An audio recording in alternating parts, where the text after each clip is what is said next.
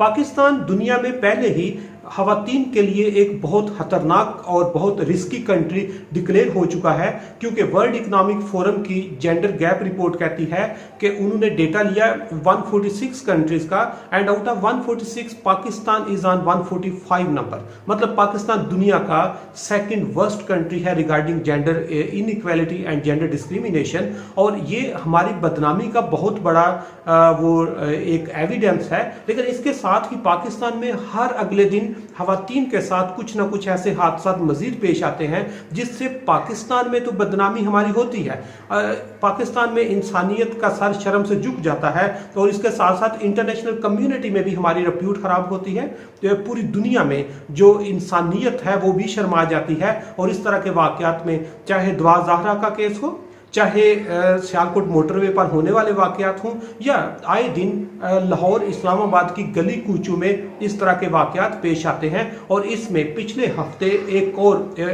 इंतहाई नोयत का जो वाक़या है वो फैसलाबाद की खदीजा नामी लड़की के साथ पेश आया। और खदीजा जो है फैसलाबाद में मेडिकल की आखिरी साल की तालबा है, और उसकी कोई जो बचपन की फ्रेंड है उसके साथ उनके घर उसका आना जाना था, और उसकी जो फ्रेंड है उसके बाप ने खदीजा के रिश्ते के लिए उनके घर वो पैगाम भेजा। लेकिन इनके घर वालों ने कहा कि जो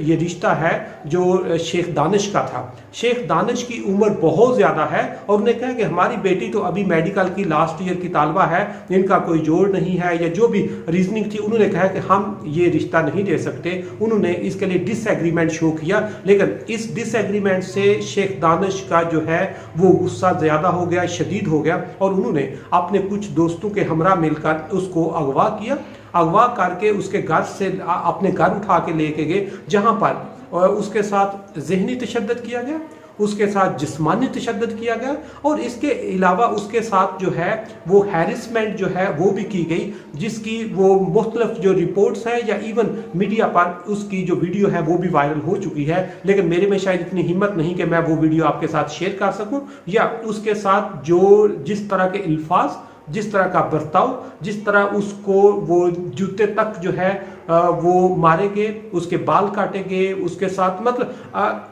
इतने हाई लेवल का या इतनी इंटेंसिटी हाई थी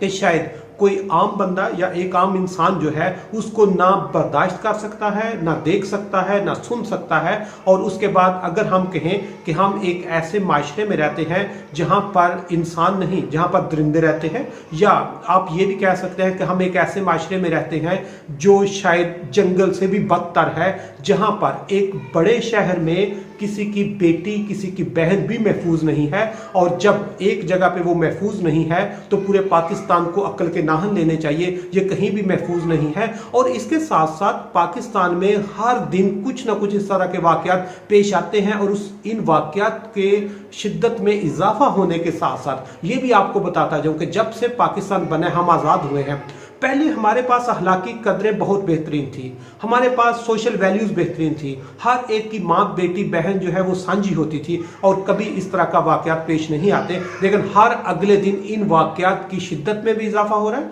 और इन वाक़यात का तसलसल के साथ पेश आना जो है ये हमारी सोसाइटी के लिए, हमारे लोगों के लिए, हमारे अदारों के लिए, और सबसे बड़ी चीज़ जो लॉ एनफोर्समेंट इंस्टीट्यूशंस हैं, जिनमें पुलिस है, जिसमें बाकी जो डिफरेंट डिपार्टमेंट्स हैं, जिसमें जुडिशरी है, इनका रोल सबसे ज़्यादा होता है। जब इस तरह का एक हादसा पेश आता है तो वो तसलसल के साथ और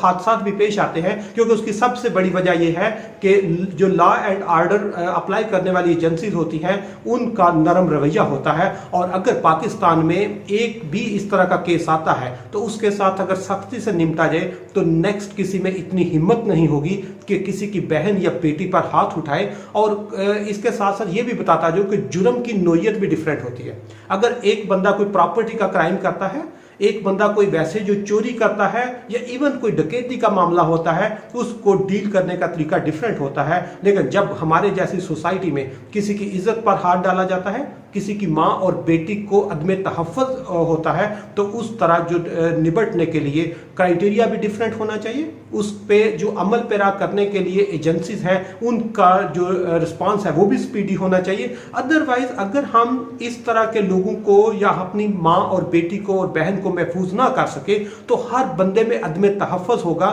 اور جو عدم تحفظ ہے یہ کسی بھی سوسائٹی کو غیر متزلزل کرنے میں سب سے اہم رول پلے کر سکتا ہے۔ اس لیے آج کے وقت کی اہم ضرورت ہے کہ ہر بندہ،